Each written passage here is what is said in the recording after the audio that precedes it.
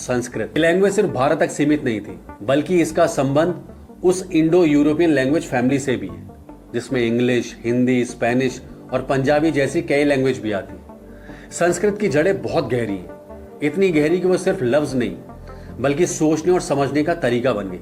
अब माना जाता है इसके पूर्वज वो लोग थे जो करीब 5000 साल पहले तक इंडो इरेनियन या फिर आर्यन लैंग्वेज बोलते थे। और आपको जानकर हैरानी होगी कि आज भी दुनिया की लगभग 46% पॉपुलेशन किसी ना किसी इंडो यूरोपियन लैंग्वेज का इस्तेमाल करती है। अब संस्कृत का सबसे पुराना रूप था वैदिक संस्कृत, जो करीब 1700 से 1200 बीसी के बीच बोली जाती थी। ये वेदों की लैंग्वेज थी। ऋग्वेद, सामवेद, यजुर्वेद और अर्थवेद, इन वेदों में भजन, मंत्र और धर्म से जुड़ी नॉलेज थी। ये ग्रंथ लिखे नहीं जाते थे बल्कि जबानी याद किए जाते थे।